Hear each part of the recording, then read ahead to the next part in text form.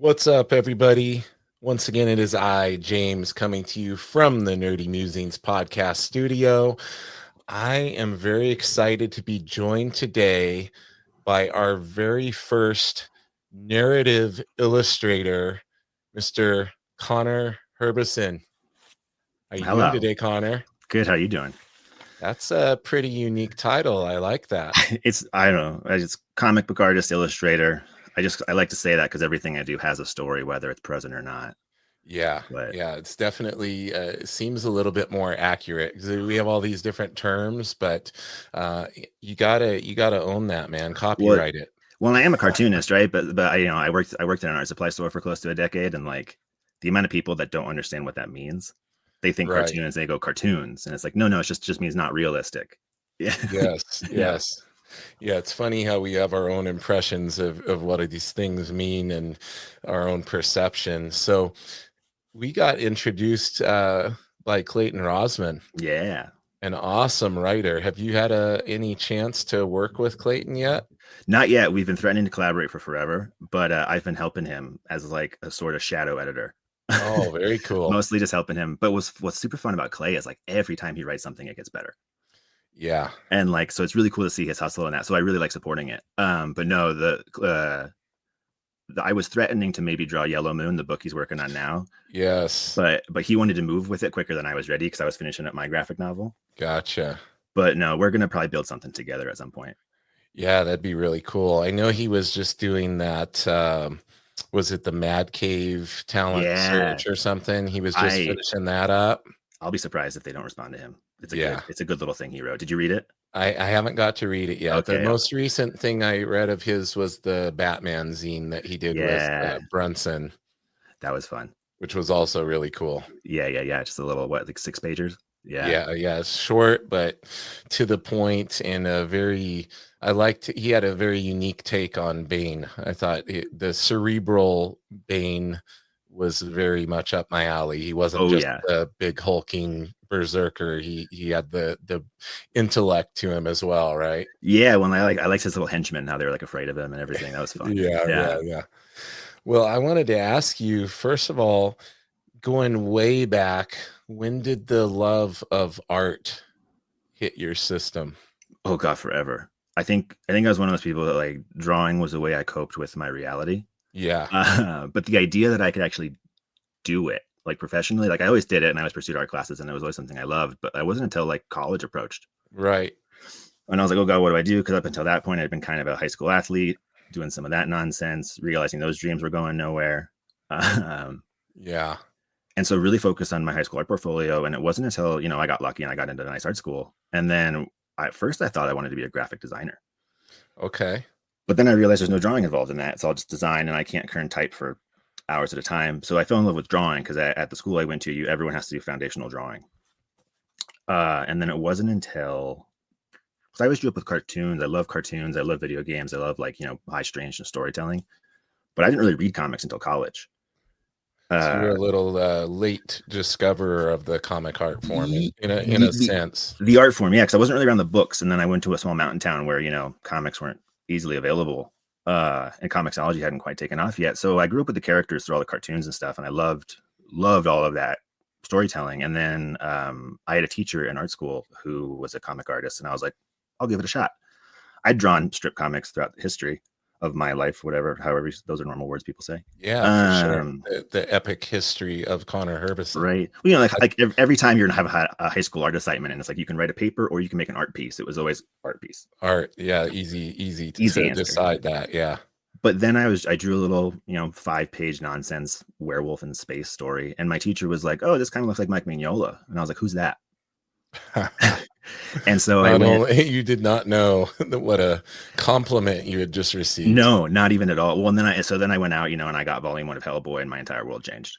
Because like I'd seen the movies, but the movies, as much as they're great, the world building and the comics and the style of storytelling, and then I was just like, oh, this is what I want to do. Yeah, the movies just didn't quite capture the essence of They're it. their own thing. They're beautiful. They're Guillermo del Toro. We can ignore the more recent ones. Yes. But just that style of like insane world building, and then I'm also a bit opinionated as an artist, so like the idea of being a cog in the studio system never appealed to me. And so comics was the way I went, oh, this is how you make this style of like high, weird, nonsense storytelling, a vehicle for your self-expression with robots and explosions and sexy ladies. Like, this is how you do it. Yeah, it's interesting because would you consider, because you're like the second or third, what I would consider more of an indie or underground style artist. Do you fall into either of those categories? Would you consider yourself more part of the indie scene, or how do you look at that? I've unfortunately, it's never something I set out to do, but I've always towed that line between indie and mainstream, and it's been a very frustrating place to exist in, but at the same time I've gotten really comfortable here. Yeah. And so like, because all my favorite guys that I've really grown to are like the auteurs, the guy who write and draw their own stuff. It's a little bit weirder, like some of my earliest influences was like James Stokoe. Love him, all the weird stuff he does. Right. Obviously Daniel Warren Johnson and all of his creator-owned stuff is just it's just so good. So like I was always drawn to that unique expression. So I always wanted an art style that was mine, for better or worse. You know how that goes. Like you spend most of your artistic career trying to not draw like you, only to realize that you will always draw like you. What's interesting is when I looked back at your work, you have several different styles that you have kind of a gradient that you've gone through over the years. So yeah, your more recent style on the Darvey Plunk book, I mean, that's to me, that's almost like channeling some R. Crumb and some things like that into it with the rendering and the line work. I love R. Crumb. Well, and part of that I think rendering came from tone, because like I don't know, like this is heady, but like I don't know, like if I struggle to listen to art podcasts because they fill me with anxiety. So what I tend to listen to are like movie directors, comedians, anyone in the periphery world that I think is still relevant. And so I listen to all the directors. And so like with some of that stuff, I try to approach the style of the book for the tone of the book. And like with Darvey, I wanted it to have that kind of R. Crumb grotesquerie. It definitely Ren and Stimpiness. And so like that was intentional. And then I also just come off of working with Zach Howard for a few years. Cool. If you're familiar with his work, I was his assistant on The Cape Fallen, the sequel. Well, it's kind of like an interstitial sequel. And then I helped him on that 2-issue Hellboy Return of Effie Kolb. Nice. And so what you can really see in my work is he helped me get over my fear of thicker lines. Yeah. Because I definitely came from, and now I'm excited to go try to experiment in finding a hybrid of all of it. But I really wanted to try that out because I definitely came from more European line work roots, like Mobius, obviously. Yeah. Francois Boak, anyone drawn with a nib. Miyazaki's manga, less the anime, but actually like the mangas. You can see a lot of that in your line work in your older work. Yeah. In the anthology you sent me, I could see a lot of that influence in there. A lot of that wiggly line. I think it's one of those things too, like, because when you see American comics, you're always gravitating towards these really clean guys who have perfect control over a brush. And then I don't really have perfect hand control. So I kind of gravitated towards the guys that were a little wonkier. Well, and that's one of the things that really inspires me about Daniel Warren Johnson is not only the looseness of his work, but the energy that conveys. It's so good. When you can free yourself up and allow yourself to start doing that. And, yes, the line control is really cool, but he's doing all of that and he has the line control. Well, and his fundamental drawing skills are incredible too. So and he's fearless, because I'm sure you watch his Friday drawing streams, and like the way he throws lines and everything, and how quickly. Like I put on a video where he was just he hammered out like 4 commissions in like 10 minutes. It is insane. Yeah. Like beautiful and my wife was watching with me. She's like, Wow, he's fast. He's like all over the place. But what I love about him is he's very honest about it too, where it's like, like us watching him, we're obviously in awe, but like, he'll express his frustration when it's not what he wanted it to be. Or like you'll get a sense of like the sensitive artist beneath him where he's like, this isn't what I wanted it to be. But to us, we're like, that's still gorgeous. Yeah. I watched him redraw a truck like 2 or 3 times the other day. Yeah. Well, and it looked beautiful the first time, and he like painted over the whole thing and started over again. Just wasn't right. Yeah. But that was a huge education in comics for me, was just being able to get into some artist studios and being able to see that it was hard for them, that it was this thing. It wasn't that they were just better. Well, I mean, yes, they were, but they also had like Zach was a great education in this, where like you've seen his pages. They're insanely detailed. Yes. And that's not easy. No. He just works his ass off. Yeah, that's not easy. And then also what's not easy is, when we talk about Mignola, it's what you don't put in sometimes is as important as what you put in. And it can be harder to leave stuff out. And Mignola became a master of leaving, pulling back and leaving certain things out to let your mind's eye fill in the gaps and everything. For sure. Well, and I'm such a detail slut that like, 90s Mignola is my peak Mignola, but as I've gotten older as an artist, I recognize where it's like, yes, he pulled back, but the strength of his design is still so strong. Hellboy's still readable as like 5 lines. Yeah. Because like when Hellboy and Hell first started coming out, I was like, I miss the old style. But then it was gorgeous.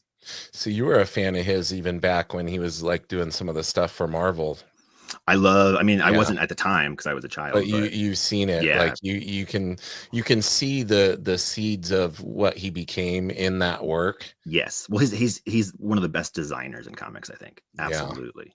Just the way he uses black. Like you even see the influence in like film now. Like I'm sure you saw Nosferatu. Yeah, I haven't seen it yet, but I've seen a lot of clips. I've heard it's amazing. Watching it, I'm like, this is a Mignola comic. Like you watch it, like the way he uses black to frame, the way he does everything. Like, yeah, it's just so good.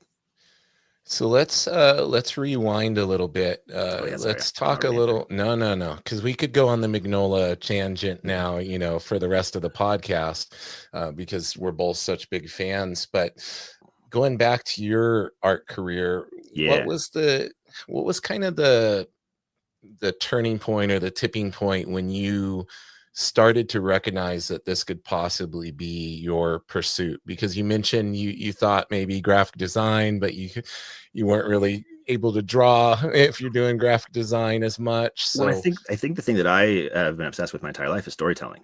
It's the storytelling of it. It's and like one of the things that I recognized, or maybe not recognized, because I think a lot of talent is just dogged pursuit and passion and neuroses. Right. And so like, I think it was one of those things where like I was obsessed with like creating these worlds and getting these worlds out of my head. Cause that's like, one of my favorite things I'm drawn to in comics is like, I always feel like I'm a bad comic artist. Cause I've read a lot, but I haven't read, every major event. I don't keep up with the continuity. I struggle even to maintain with current books, but I know every artist's style. That's me. And you just described me too. Sometimes I feel bad that I haven't like read everything, but yeah, I've always been drawn to comics by the art and the artists on the title. And I even bonded with Ramon Perez over this recently, because even he was agreeing with us, where it's like he feels like a bad artist, but at the same time, like the thing we're obsessed with is the artist's hand and how they do everything. And like, whether it's on Batman or whatever, because I'm one of those, the way that I peruse my comics is I usually follow creative teams rather than characters. Yeah, same here. So that was what I was always drawn to, because at first I thought I wanted to be a children's book illustrator, and I was obsessed with Chris Van Allsburg, the guy who did Polar Express. Yep. Not necessarily that book in particular, but just his work, the way he did light and stuff. But then again, that whole world's a whole animal of its own. And then I don't know. And then it was like comics recognizing that like I have an innate storytelling ability. I have a love for combining genre with personal metaphor and like really fun nonsense ways. Mm-hmm. I'm kind of obsessed with it. I think that's how I understand reality, is through narrative terms. Right. So I was always just drawn to storytelling, and anytime my brain just pops off. You can ask Clay, he'll send me a script and I'm like, what about this? What about that? What about this? Hence why you are a helpful editor. Oh yeah. Well, and I'm the annoying kind, because like one of the things that I think if I have a strength, it's attention to detail. And finding those thematic themes that tend to pop out. It's much easier when you're editing someone else's script versus writing your own. But anything that tells a story, because like, you know, one day I'd love to work in video games, but that's just, oh Jesus. Oh yeah, that's a crazy industry to be in. But yeah, and then following comics, and then I think because so I went to the Rhode Island School of Design, RISD.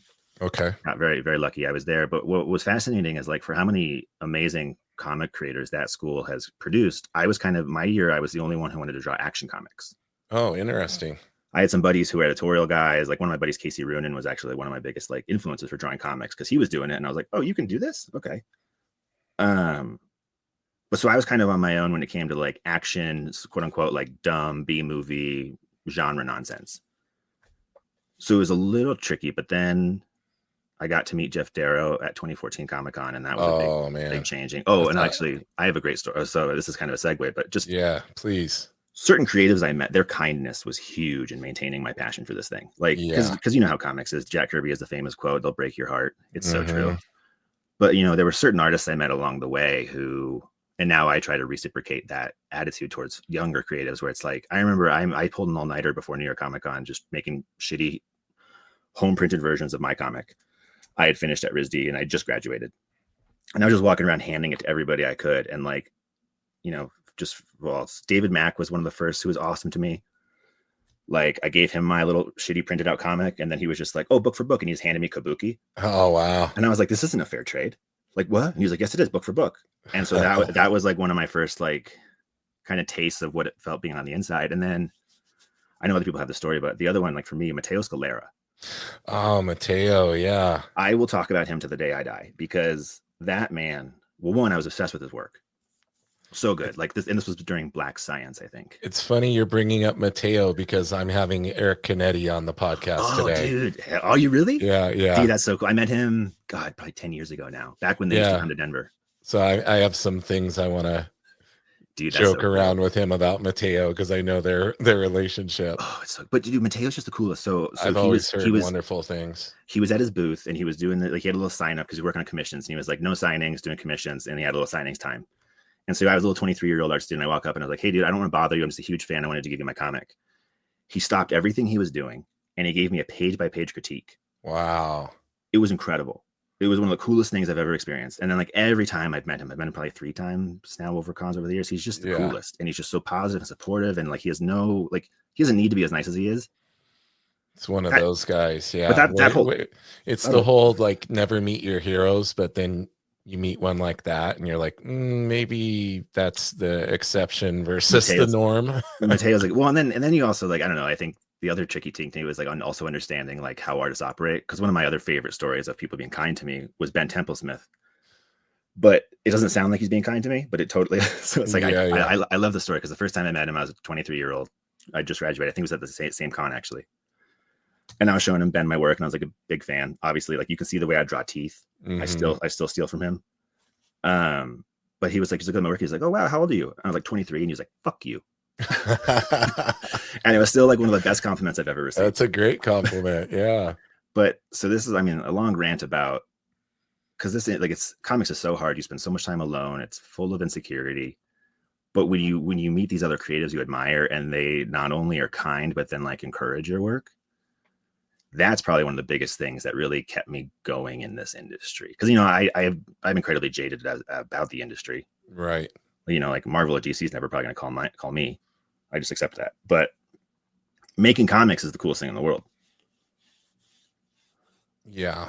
I mean, Marvel or DC should call you, because judging by some of their characters that you have drawn over the years, like even back in your, you know, stuff from like between, I think it was 2015 to 2017, there was some really awesome pieces you did featuring Marvel characters that I was just like drooling over. Oh, thank you. Like, man, if he was drawing them like that back then, imagine what he could do now. Well, the problem is, you know, Scott Snyder hadn't done Absolute Batman yet. So now I'm literally seeing Absolute Batman, and I'm like, well, shit, there it is. Well suited for you. Yeah.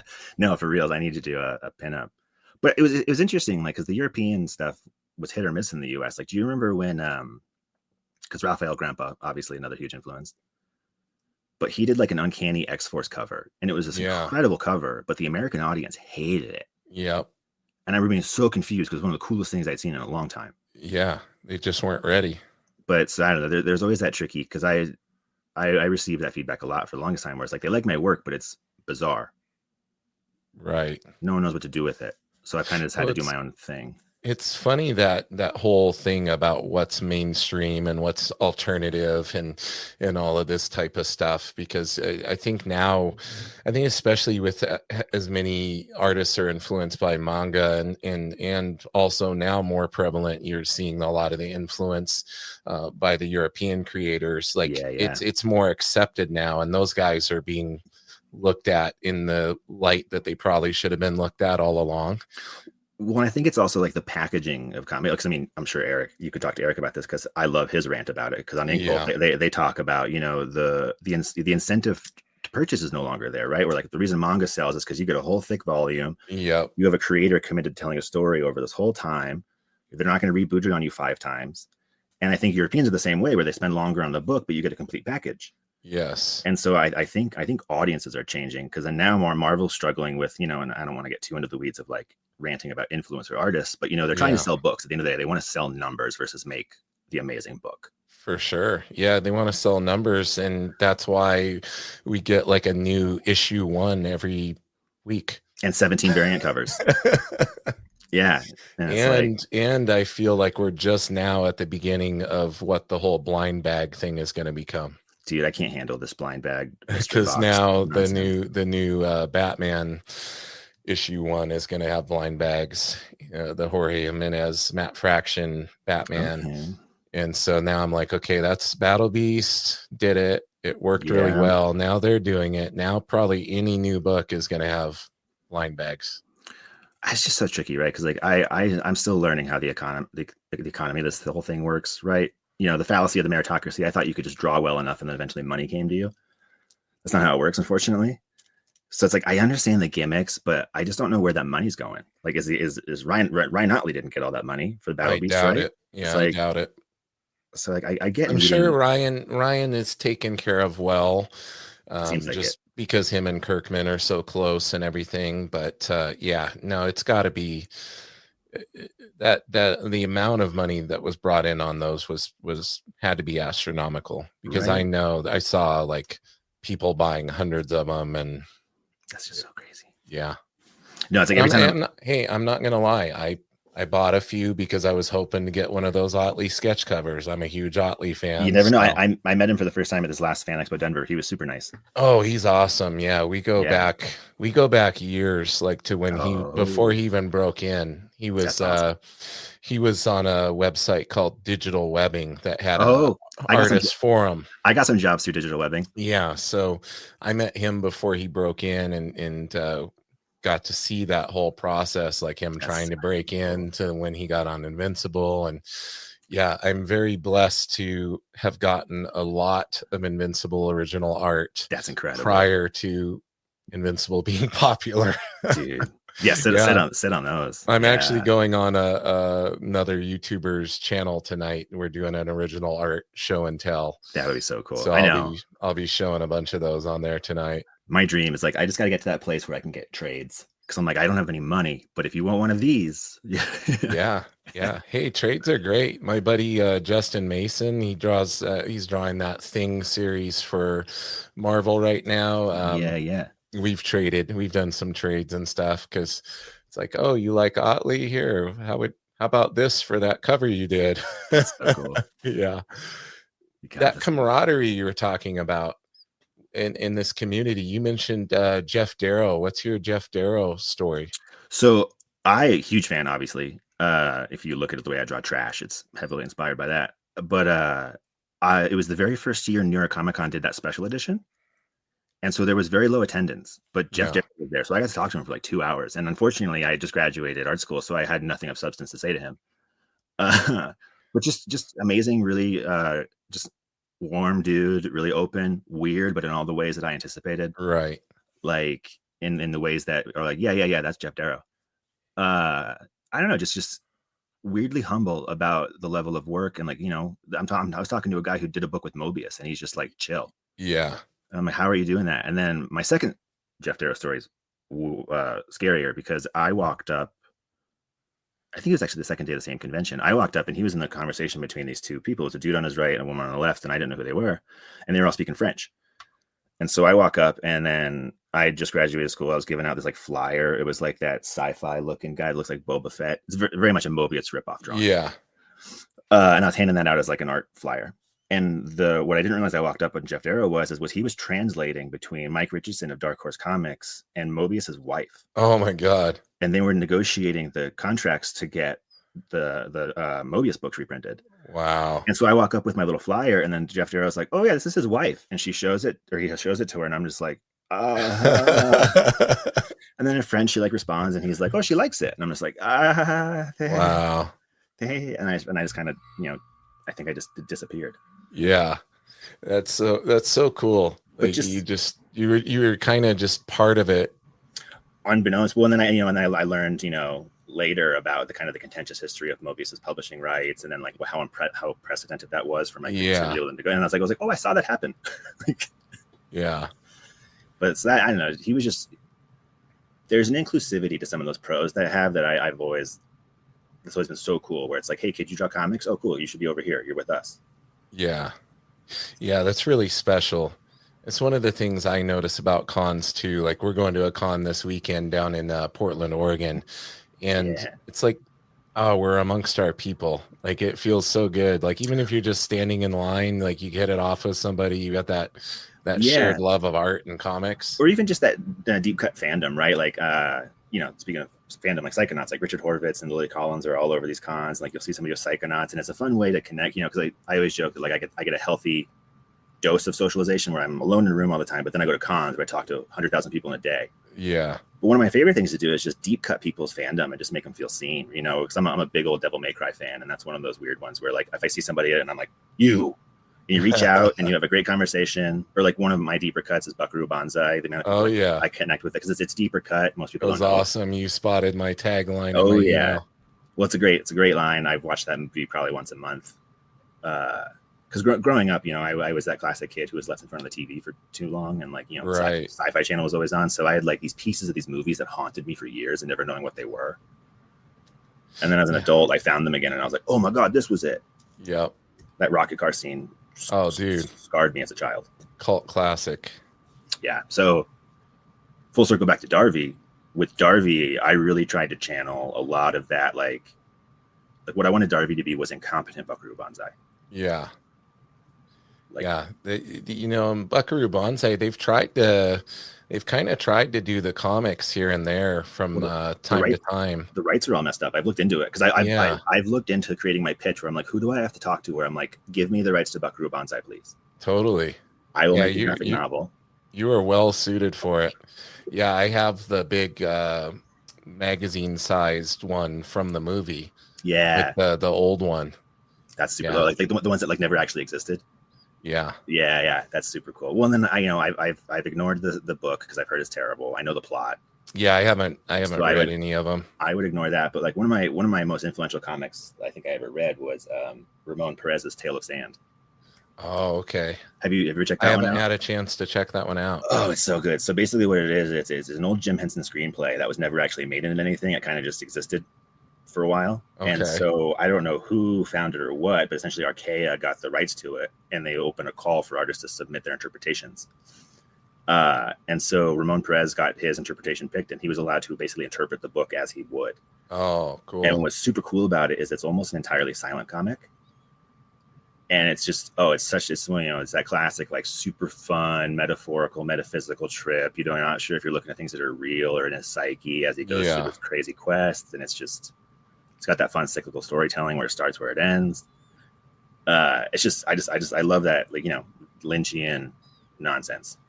I'm going to have to check that one out for sure. Here, I'll show you. Have you seen that? It's the, here, I got it right here. You'll have to show it to me. Is that one slipped under my radar? It probably came out like 12 years ago. But it's this guy. Oh, cool. Speaking of, I don't think he remembers this, but yeah, signed by Ramon. Oh, there you go. Yeah. That's so cool. Yeah, Ramon's awesome. He's another one of those cool ones who's like, it's always so fascinating, like when you have these heroes and then you reach out to them and then they respond. I know, and I feel like nowadays, like that connectivity and that interaction, due to for all the negatives of online and social media and all of this, like it has provided this higher level of connection. And I think the difference with what you do and what other people do is the people in that field, a lot of times those big name people will actually respond and actually give a similar experience online to what you experienced in conventions, where they're giving people advice and reposting stuff. And for sure. Well, and also I think one of the, you age more, and like you have this conception of like these dudes are established, they know what they're doing, they're just doing it. But then you meet them and you're like, oh no, you're just me, 20 years more experience. Like it never gets easier. Everyone's still full with their insecurities as artists. Like it is fun. There's more camaraderie, where it's like it's almost like we're all suffering in this thing together. Yeah, this is true. Yeah, and they're probably looking at you and recognizing themselves 20 years prior as well. For sure. Well, and I think more and more, and I definitely am feeling this. I don't know about you, but like anytime I am encountered like with a younger artist who actually wants to do the craft like themselves, they want to learn how to traditionally ink. They want to learn how, to do everything versus digitally or AI or whatever. Like they're actually obsessed with the craft. I will give them everything I have at my disposal to help them keep going. Because I'm like, what knowledge do you want? I'll share everything I've ever learned. Definitely. And I think there's a community of that where it's like, like I have, certain artists you meet when you meet them at conventions, they're in convention mode. So sometimes they're just like, yeah, whatever. But then you say that thing that clicks with them and they go, oh, you know what you're talking about. And then they just lighten up and like, so it's kind of like that a bit. But speaking of AI, that was interesting at Dragon Con. I did see that. I'm actually got the guy booted out of there. I'm very excited that Dragon Con. Well, most cons are taking action about it, but that's one of the nice things about the community is the community policing is pretty strong. Yeah. But at the same time, I totally get it. It's like we all work really hard on the stuff that we desperately try to make by hand. It's never as good as we want it to be. How dare you just come in here with your nonsense? Yeah. Well, and I don't know like the details. Was that guy like trying to pass it off as actually like he hand created it? I'm not sure about that, but from what I don't think he was the actual quote unquote creator. Like, he was like the booth, the operator or whatever. Yeah. Because Sean Crystal posted about the actual creator, some woman who was often like Veil or something doing it. Yeah, and then the messages he was getting sent. Yeah, dude, I commented on those. I was like, dude, what are her priorities? Yeah. But that's a piece of thing that like I rant about a lot with my fellow creative buddies, because I'm confused at where the pride and I made this is going. Yeah. Like, look at what I can do. I did this myself. Like, I mean, maybe that's like a narcissistic like dream to have, but it's like, I don't know where that pride's going. Yeah. We're also like how do people not have the insecurity of like, I can't back this up. Right. I don't know. I'm not I thought up the words. Right. I very thoughtfully came up with the words to have it generate this piece of artwork. Well, and then if we want to go deep into the psychological weeds about how there's no such thing as original thought, like right. I don't know. It's just the line I always come where is like I want to make t-shirts of it, where it's like, because all of us artists, we're all derivative of somebody. Yes. But I want to make a shirt that's like, I'd rather be derivative than iterative. I like it. Who are some of your biggest influences? I know you've mentioned some of them, but so I mean, honestly, like late 90s, early 2000s Cartoon Network, huge influence. And then comics creators, it's got to be, some of my earliest ones that I fell in love with. Dave Stevens, Rocketeer. Oh yeah, loved the Rocketeer as a kid. I loved the movie, but I didn't know it was a comic until I was like, oh yeah. I didn't either. When I saw the movie, I didn't realize it came from a comic. Yeah. Well, and then you learn more about Dave Stevens, and you're like, oh, I love you as a human as well. Yeah. Stocco, James Stocco with his like his Tumblr comics back in the day, even before Orkstain and stuff. Trying to think. Mobius, obviously. Actually, I was going through my personal collection and I found I had Orkstain, the first issue. Yeah. Dude, it's such a good book. I think I've only digitally and stuff. And then Orphan of the Five Beasts has been incredible. He's just so good. Yeah. And then Francois Boak was a big one, because once I found the European guys in college, that was like, oh, this is how I want to draw comics. Francois Boak, Sergio Tappi. Oh, Tappi, yeah. Dude, yeah, I mean, I remember, so I got lucky. I had Paul Karasik as one of my comics teachers in college. He's the guy who he edited and curated the Fletcher Hanks Stardust collections. Oh, wow. He's the guy who actually like tracked Fletcher Hanks down. Nice. But I had him as an awesome teacher. So where was I going with this? Artistic influences. But like European guys, the storytelling. What about Zaffino? Do you ever look at Zaffino stuff? I kind of backslid into Zaffino through Sean Murphy, but absolutely. I discovered him late. Yeah. I just like within the past year, I was like, where has this been my whole life? It's tricky because then you have Jorge Zaffino and then you have Gerardo Zaffino, right? Yeah, his son. Yeah. Yeah, it's confusing because they have similar styles, but they're. Yeah. You can definitely tell where the son got the influence from for his style. For sure. And then another one of the big influences, Mike Allred, obviously. Yeah. Can't just Madman. Honestly, so I met him. I have a note up here. Actually, I had never read Madman. I wasn't really familiar with his work, but I went to a panel with him because my buddy was a huge fan, and I bonded so deeply with him and his existential dread.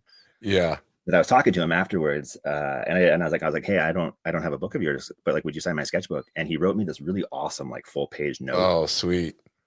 So yeah, he's huge just with his craziness. Madman is one of my favorite stories just because of how he's able to just go these insane places with it, but it never leaves the heart of the book. Yeah.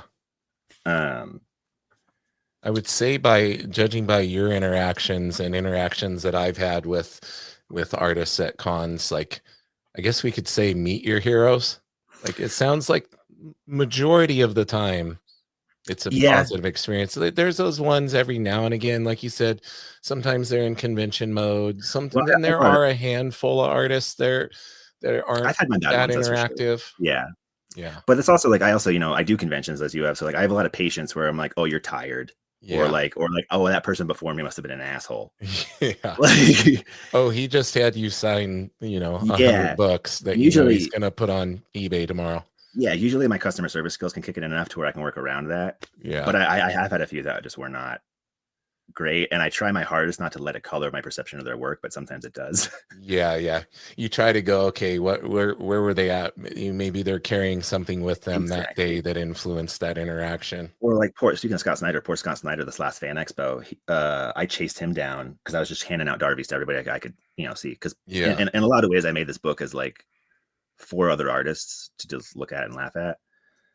And so like he was being like trucked between his like panel and then like they were trucking him to an eBay thing, but he just happened to walk by my booth and Clay was looking out and he was like pointing at him. There he is. I was like, what? So I couldn't get out from behind my booth. So I threw Clay a book to give to him. So then I finally get out and I chase him down. and I'm 6'4", and I don't know if you've seen Scott Snyder. Oh, okay, you're a big dude too. He's a little shorter. He's a small guy, yeah. And so I go behind him, I'm like, hey Scott. He's like, oh. And I'm like, oh, sorry, I just wanted to give you my book. I'm a huge fan. And you could just tell because he literally was about to be placed in front of an eBay thing, and he was just like, "Oh, thanks, man. I'm excited to check it out." I was just like, "Oh, you're so tired." Poor guy. I know. Yeah, talk about reaching the heights of a career right there. He's done a lot of amazing stuff, but like this absolute stuff is really popping off for him. I'll be honest, I was not excited when it was announced that he was back on Batman because I was like, again. Yeah, and you're thinking you're going to kind of get that same tone and that same type of thing that's been done in the past, right? And then they just knocked it out of the park. But then I saw Nick Dragota's name attached to it, and I went, okay. Yeah, and this is another guy I wasn't familiar with. Oh, East of West was one of my favorite comics. See, and then I went back and started looking at all that stuff, but it's like, who's this guy? This is amazing, and this is another like, oh man, where's this been my whole life? I want to delve into every aspect of this guy's work. Well, I love this idea of them taking swings, and like DC would really impress me if they stuck with these characters for a while. Yeah, and he said, I saw a post the other day where him and Dragota had literally plotted out like the next 36 issues or something. They're like on a 4-year contract. Yeah. That's exciting. Well, and I love that he's getting meta with it, right? Where like you saw that thing that happened when they unveiled their Bane design, and then their Bane creator was like, "This is an abomination," and then so Scott Snyder just called the whole arc Abomination. Yeah, and I'm like, that's way to go. Like, yeah. Are you all caught up on it? I haven't read a single one, honestly. So I don't know if Clay mentioned it at all. Actually, he didn't. But like, we lost pretty much most of our local comic shops this last year. Oh, that sucks. And so, luckily, though, one that was mostly a game store just got acquired and is being refurbished. So it should be more also of a comic book shop. So no, I need to catch up on all the trades. I'll tell you the most recent issue is literally one of the best written comics I've read Okay. in decades. So Really? the most recent issue delves into this version of Bane's origin, Okay. basically. And actually it's a fill-in artist on it, so it's Oh. Clayman. Oh, Clayman's And incredible. but Clayman kind of doing Dragota, so not doing like normal Clayman Is he? style. He's inking himself. I believe so. Okay. And it is savage and brutal, I'll have to check this out. combined with like that really good storytelling, and this very it paint a very good picture of this version of Bane and kind of get you into his head and everything. Okay. You gotta, yeah, I'm excited. No, you're gonna love it. It's awesome. I'm literally just waiting for my local shop to restock, and then I'm gonna go buy Yeah. every trade. Because I mean, then like the second they announced Wonder Woman, and it was basically Xena from Hell with a giant sword, I was like, okay, where's Yeah. my wallet? Where's my wallet? Like, Yeah. yeah. And not just a giant sword, but at one point a very giant sword. Oh hell yeah. You will see. When I yeah. No, go ahead. Go No, ahead. I just I like all these crazy takes. I'm here for it. Yeah. I wanted to ask you, what was your first published work that you are the most proud of? Most proud of? It's Yeah. tricky. Honestly, I mean, maybe even my very first one, which Nice. was so. No, wait, that's not true. Well, it's hard to say. They're all Predator movies. The I very knew it was going to be a tough question. well, because like circling back to other artists being super kind. My very first thing that was ever published was I did fan art for the book Spread. Okay. The Kyle Strom and Justin Jordan book that was basically like The Thing meets Mad Max in the winter. Yeah. And so I did fan art because it's very much the thing, and I did a fun fan art of the main character, whose name is No, next to McCready from The Thing, and McCready's being like, whatever you do, don't let them make a prequel. And they loved it, and like I tweeted it at him, and Kyle Strom was like, oh hey, send us a high res of this, and we'll put it in the next issue. Awesome. And so that was one of the coolest. Like I'm really proud of that, just because that was one of those gateway drugs of like, oh, my stuff can get in these books. Yeah. But probably I met Geof Lemire at we used to have a really cool show here called Dink. It was Denver Independent Comic Con. It's now gone, but it's kind of transitioned into a thing called Decaf. But Geof Lemire was there one year, and you know how it goes. Like, you're a fan of somebody's writing, but you don't know what they look like. Why would I know what Geof Lemire looked like? Yeah. And so I'm at my booth. I knew he was there, but he was there with Matt Kent, and I had been kind of too afraid to go over and talk to them yet. But so there's a guy going through my pages, and I'm like, oh hey, like how's it going? And he's like, oh cool, like hey, he's really cool, like blah blah blah blah blah. And I was like, oh hey, do you draw comics too? And he's like, oh no, I'm a writer. And I was like, oh yeah, like what kind of stuff? And he's like, oh, I'm Geof Lemire. And I was like, oh! It's just like when I was like, oh my god, just faint. Basically. Well, at that point, I'd been selling. I had some original pages for $40, and so this is one of my favorite stories. Is that like Geof Lemire bought one of those pages from me. Nice. And then after he bought it, told me it was too cheap. Yeah. But because of that meeting, he hired me to do a pinup for Black Hammer. Very cool. That was super exciting. Yeah. But I mean, obviously, the thing I'm most proud of, it's not quite published yet, but it's Darvey. Well, that segues perfectly as we start getting close to the end of the pod. I always ask, like, what do you have coming out that you can talk about? Because I know a lot of the artists on here or writers, they have stuff they're working on that they can't quite talk about yet. But as far as the things you can talk about, I know Darvey is one of those. So let everybody know about Darvey. Yeah, I mean, it's a long time coming. So Darvey Plunk was a political satire that we started forever ago. Mike, the original writer, basically, I think he claims he penned the original idea in like 2016, 2017. Okay. And, he's an entertainment lawyer wanting to be a comics writer. So then Zach actually was the one who passed his script to me. And so we collaborated on this nonsense story. We started it in 2020. We launched a Kickstarter for it in 2021. However, we made the mistake of doing the whole like, it's a Kickstarter for the whole book. It's not done yet, but it will be. Yes. I learned every lesson the hard way. And then, circumstances forced me to be able to manage the Kickstarter and all that nonsense. But so we Kickstarted it, raised some funds for the whole book, and I finally just finished it. Unfortunately, it took 4 years, but I felt the need to pencil it, ink it, and color it myself. That'll take some time. It does. Well, and then, I really pushed us narratively to like fix some stuff, add some stuff, because Mike comes from a little bit more of a screenwriting background, so like some of the comic booky stuff I kind of had to rejigger. Structure, yeah. Structure, page turns, things like that, expanding scenes. You know, some of the stuff was written where it was like, I was like, this is a cool scene, but way too much for me to draw on 2 pages. But yeah, so it's a 4-issue. We have it collected as a graphic novel, and we're literally right now just finishing up fulfilling the Kickstarter. I'm going to post office after this, and then Oh my goodness. yeah. So I'm guessing it's probably too late now for people to get it through the Kickstarter. I mean, so that's but Yeah. I will very quickly be putting up a pre-order. But Mike and I, we're working on the image pitch. We're shooting for the moon. We'll see where we land. That's great. But it's tricky, right? Like you've read it. It's a bait and switch political satire. Our protagonist is obviously Trump inspired, but at the same time, he's not. He's not. Yeah, that's the thing. You gotta read it, because you get this initial impression, and then things kind of get flipped on their head a little bit. So yeah, and that was really, you know, there's an expression I like that I try to live by, which is like dumb idea, flawless execution. Right. And Darvey to me was really that, but unfortunately, you know, a lot of the jokes in there were weirdly prophetic. Right. And you know, like there's a scene in there where I drew Darvey shooting somebody in the right ear. I drew that a year before. That's crazy. Trump ever shot it. And like, what's dumb about the character too is like Boris Johnson is originally part of that likeness, but he's almost not even part of the conversation anymore. Right. But we really pushed it towards like the irreverent, you know, the relationship with his daughter, trying to make it where at the end of the day he's a bad father versus this like pedophile monster politician. Yeah. So it's a dumb. I was hoping it'd be the right kind of catharsis for the moment. You know, I'm American. I feel the need to stay here and fight for ideals. I don't like that we're in this war against empathy. So Darvey was kind of a fun attempt at like a unique level of satire, because you can't make fun of these guys in traditional sense. Like I could draw 144 pages of him getting kicked in the nuts, but it's not right. It's not quite the same. Like you have to be clever about it. Yeah, it would almost like rewrite their legacy. Like, don't let them have the status they want. Make them a little child man baby who poops himself all the time. I mean, South Park does my job way better than I could ever. Oh, South Park does a wonderful job. Yeah. But I'm just stoked, you know, because working on this for so long, I really kind of had to maintain a cognitive dissonance about like what was actually happening versus working on the story. But seeing that other people were doing that too, and like South Park dropping this season, or even that like the internet with that JD Vance meme. I remember being so proud, but also so upset, because I was like, the internet just did what I've been trying to do for the last 4 years perfectly. Yeah, they kind of did it for you.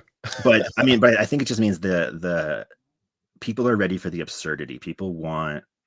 Well, you need that levity, right?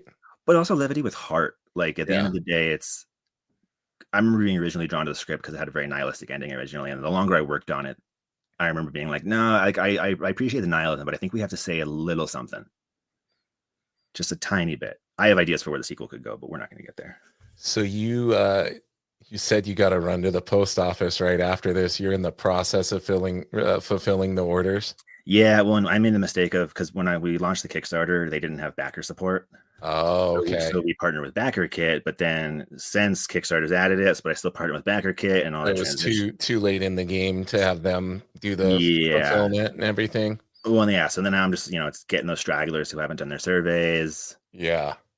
This was the first ever crowdfunding thing I've ever run, and it damn near killed me. But now at least I know I can do it again. Yeah. Because I don't know, comics is so weird. Like I've done a little bit for publishing, and I need to put a call out, because one of the big feedbacks I'm getting from Darvey is I've given it to people.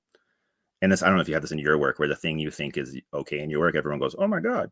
It's always the thing that we don't like. Right. Well, that happened to me when I was in graphic design, and when I was in college for design. It was like I had this one graphic design teacher, and he would have us do these weird projects, and it was always the one that I phoned it in and did it in like 5 minutes. He thought was brilliant, and all the others, he's like, "Oh, this is horrible." I'm like, "Bro, I literally spent 5 minutes on that one." Matthias Bergara has this line I love about that, where he goes like, "I've stopped trying. I've stopped trying to decide the quality of my work. Other people are much better at that than I am." Yeah, but it's so true. And then like, oh gosh, I totally lost my train of thought. But are you just saying how it's like with Darvey, it's the colors. People are freaking out about my coloring.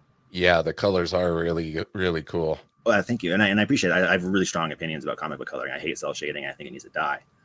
But at the same time, there does need to be a way to render it, and I'm getting a little frustrated of seeing the same 5 names in every book. Yeah, like this is true. I don't want to, you know, obviously huge inspirations, but you can tell when Dave Stewart cares and when he doesn't. Yeah. So I think I'm going to try to put my name in the ring as a colorist. That would be cool for now, for the paycheck, right? Because I can, and then because I don't know if I want, because working on Darvey was a great. I've been calling it my graduate degree because it took me 4 years. I learned everything there is to know about making a graphic novel, including the collaborative part of it. Working with a writer, trying to respect the original writing at the same time, knowing as the person actually assembling the page, things need to change. Yeah. Trying to like push a thing without doing it. And so at the end of the day, I kind of came away with the feeling that I will be happiest writing my own stuff. Yeah. You kind of have to have those experiences though to push you in certain directions, right? Well, to be honest, I didn't have the confidence. Yeah. I dabbled in my own little short stories like you read in Psychosemantics and Ragic, but anything longer form I'd never committed to. And I have all these ideas, but I'd never actually committed to hammering them out on paper. And working on Darvey and really hammering it through and really having, not in the negative sense, but like this obligatory sense of I have to do this for somebody else. Somebody else is expecting me to do this. Yeah. Having to figure it out, that pressure to need to figuring out makes you realize, I can figure it out. Yeah. It made you realize you could do it. Yeah, exactly. Well, as we wrap up here at the end, I want to throw your website here on the screen for everybody who's watching the video version. But why don't you tell the audio listeners where to go since they cannot see this beautifully produced little overlay on the bottom here? Yeah, so I'm bad at social media, but I'm on everything as Connor Herbison, ConnerHerbison, just my first and last name. On Instagram, Blue Sky, my website. Instagram I'm most up to date on, but I'm just, social media is the death of it. My website will be where you can follow my newsletter. Awesome, man. As the world falls apart. I like it that you keep everything nice and consistent for everybody. It's just an accident. I've thought about having a business name for forever, but same with these ladies. Like we were talking about what I'm working on next is like, I've been drawing retrofuturistic space babes for most of my life. And then the last like 3 or 4 years, everyone's like, where's this book? And I'm like, I don't know. I'm writing so I'm writing that one right now. Coming soon? ? Yeah, hopefully. My goal is to have an Ash Camp by next year, but we'll see if that happens. That would be awesome, man. Well, listen, I appreciate you taking the time to be on here with me today. And I can tell we've got a lot more to talk about. I'm a ranter. Yeah, sorry about that. But so no, I would love to have you back on because absolutely. We can delve deeper into our geekdom about artists and all the books that we love. And yeah, we didn't even talk about art supplies yet. Yeah, exactly. and hopefully by the time I have you on next, you will be all caught up on Absolute Batman. So we can nerd out about that together. I haven't. Yeah, I was gonna say I haven't loved. Like I talked to Patrick Gleason about this. The last Batman comic I loved was his run on Batman and Robin. That was great until they killed Damian, and then I was done. Yeah, I loved his art on that. It was amazing. Well, and then that one silent issue after they killed Damian was just magic. But then I stopped. Awesome, Connor. Well, listen, hang out with me for a moment while I give everybody my spiel and let them know that Nerdy Mewzings is now on Patreon,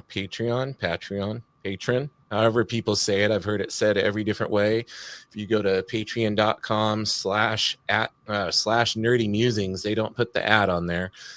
You can support. There's a lot of different levels. We're going to be doing lots of cool things. The first member on each tier will be winning a special comic from my personal collection. I'll be sending that to you if you are the first backer on there, your first paid membership. So check that out. There's all sorts of exclusive content coming your way on the Nerdy Mewzings Patreon. If you're listening to the podcast, that means you already found us. You are here.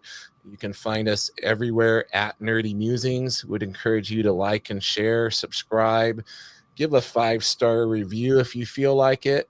And in the meantime, everybody, keep it nerdy.